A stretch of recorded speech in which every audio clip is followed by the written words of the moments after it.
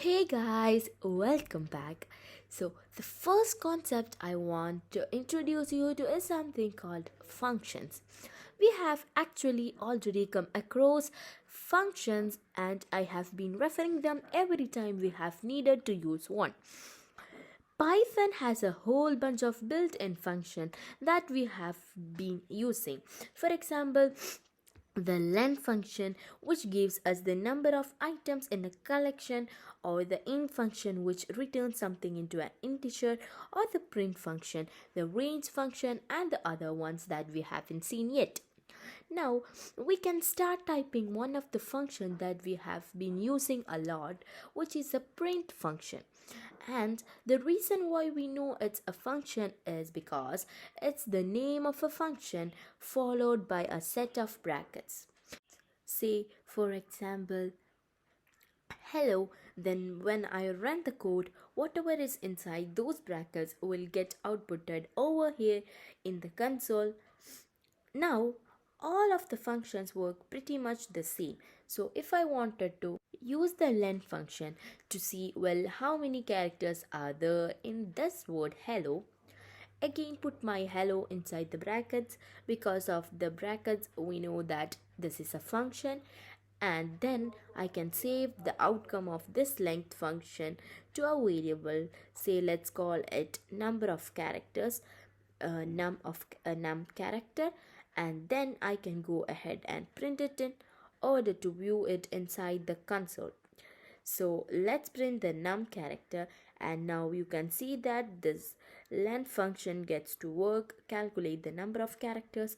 It's 5, and then it get printed.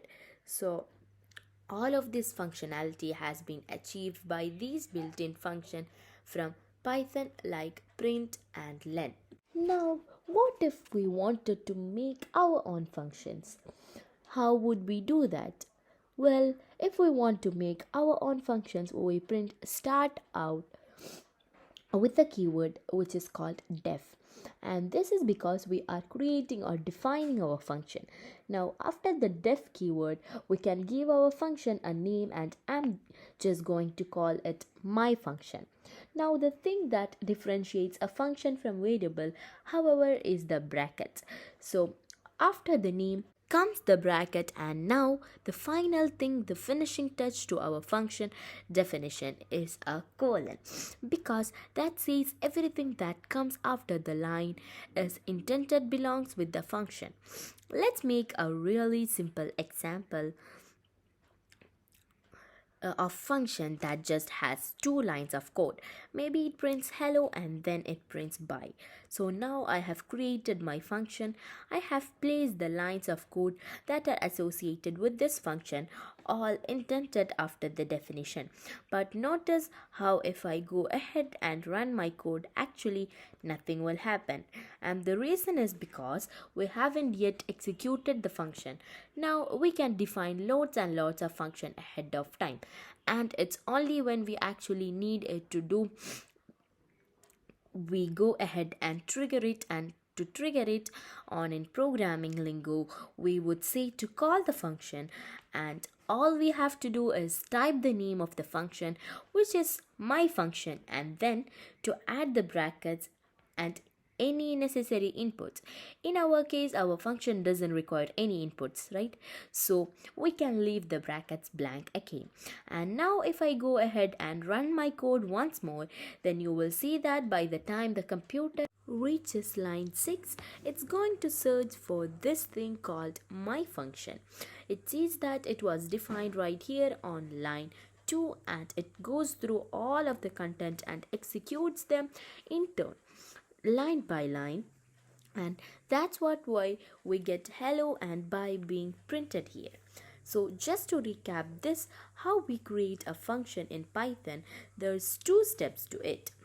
The first step is to actually define the function, to specify what it should do, and we do that by first using the def keyword, and then we give our function a name. So for example, in this case I called it my function, and then after that we get to put the lines of code which will be included in this function. And remember that these lines of code which goes into function which will be carried out when this function is triggered must be indented like this. So once you have done define the function, you have created the recipe. The next step is to actually use it. We would say calling the function, and we call the function just by specifying the name and a set of brackets. And once the computer sees this line of code, it will know to go and carry out all the instructions inside where we defined our function.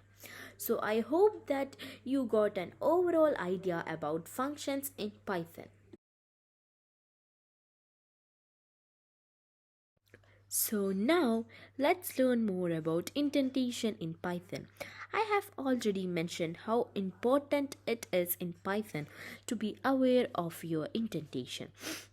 So we know that when we create a function like this, that every line that comes after this definition that is intended is going to be inside this function. So by intended, I mean it's shifted to right by 4 spaces like this. So if you imagine each dot as a space, then this is a single block of code. And if we want to continue adding to this block of code inside my function, then we would continue adding lines of code which are intended. So you have to almost visualize for yourself this invisible lines around these block of code which are intended. The indentation gets a little bit more complicated when we have other block of code. So for example, the if, elif, else statements. They have blocks of code which need to be intended to be inside the block. For loops need to be intended to be inside the loop, and it's very important that you get used to looking at blocks of code like this. Now, everything I have talked about indentation, I have been talking about space. And actually, there's two ways of creating indentation. You don't have to just use spaces. You can also use tabs, and that's created using the tab key on your keyboard.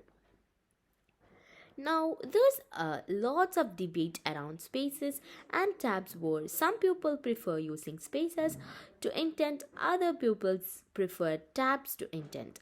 And there's a lot of people arguing in the coding community. So, should you be using spaces or should you be using tabs? Where they ask the developers, do you use spaces or do you use tabs? And then they compare it against their annual salary and somehow have managed to show that the pupil who uses spaces seem to earn a lot more than the pupil who use tabs. And the official guide from the Python community is in fact to use spaces, and I also prefer using spaces. And that's all about this topic.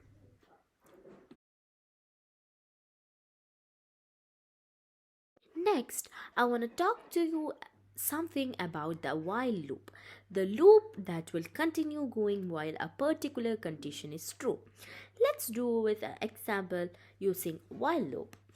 Let's say we create a variable called a number of hurdles and we set that equal to 6. And then we use a while loop to loop through these hurdles until this goes down to 0. So we can say while number of hurdles is greater than 0 and a colon. And then we get it to do something. Well, in this case, that we need it to do is to perform the jump. And at the end of the loop, we are going to decrease the number of hurdles by 1 minus 1 minus equal to 1. This is what the syntax for the while loop looks like. First we have the while keyword and then we have some sort of condition that we are going to test. So previously you saw it was a number of hurdles being greater than 0, and whenever that condition is true, then it's going to look inside the while loop at the intended lines of code to carry out those instructions. To do this, then do this, then do this. And finally it gets to the end of the while loop. It comes back to the beginning and test this condition again. And if it's still true, then it's going to go through a loop and loop and loop until this condition becomes false, at which point it ends and exits the while loop. And one of the thing you might be wondering right now is, so I have learned about the for loop and I have learned about a while loop, and I can use both of them. Why should I choose one over the other? When would I use a for loop and when would I use a while loop? Well, what I would tend to say is that for loops are really great when you want to iterate over something and you need to do something with each thing that you are iterating over. And also a good print to mention that while loops are a little bit more dangerous than for loops, because in for loops you are sitting ahead of time how many times something is going to run. It's going to stop once it reaches the end of the list of items, and it's going to stop once it reaches the upper bound of the range. But for the while loop, they will continue running until this particular condition switches to false. So if you have some sort of condition that actually never becomes false, well, then your while loop becomes something known as an infinite loop.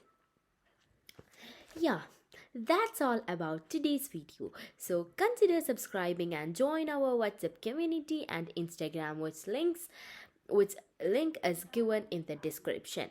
And if you are watching my video first time, then watch out my previous videos too. Until next video, take care and bye bye.